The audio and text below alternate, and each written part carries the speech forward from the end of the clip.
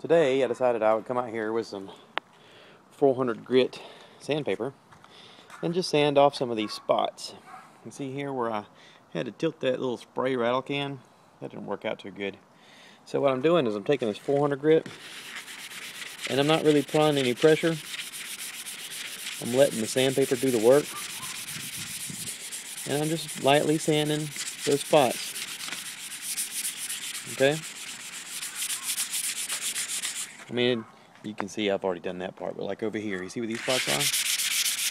Just a very light sand. See that? And you can feel it as your fingers run over it. I can feel it in my fingers that it's a little bumpy when I run over it. But then after running over it a couple times, it's not so bumpy. You don't want to sand too hard, you don't want to sand too much, because you don't want to get all the primer off. You want the primer to kind of do its job, fill in the small cracks and whatnot. But you also don't want those little marks to come through in your paint.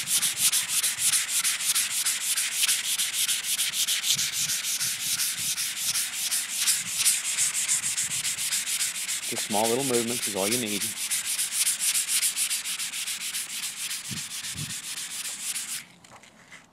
You can see up here, see right there, where I got a little spot. I didn't quite buff that down before I primer over it. That's okay too.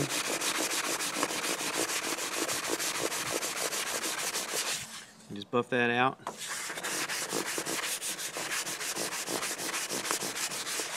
And put another coat of primer on that. After I sand that down a little bit, and that'll be just smooth.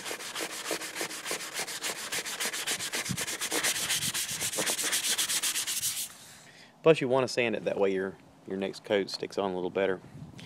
But there's little spots all over this car that I need to kind of do that kind of stuff with. One of the areas you'll notice back here,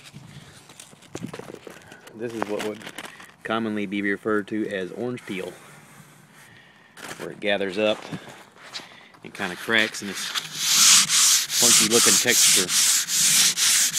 And it is a texture. As you can see, when I wipe it, you see how it's got that funny ridge, kind of like a wave. It's called orange peel, obviously, because it resembles the texture of an orange's skin.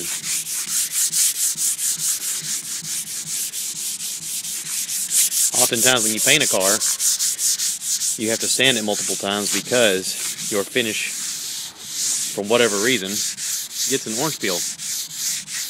And lightly sanding it buffs that out. Sanding it in multiple coats buffs that out. What you want is you want it to be smooth.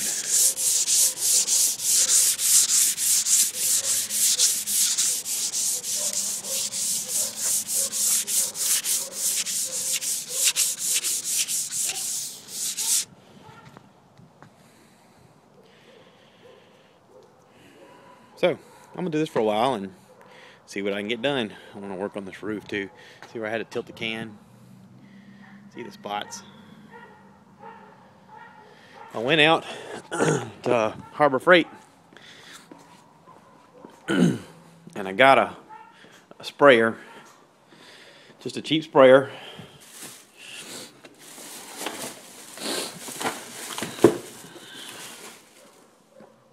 See that? Isn't that nice? Well, but $20 at Harbor Freight.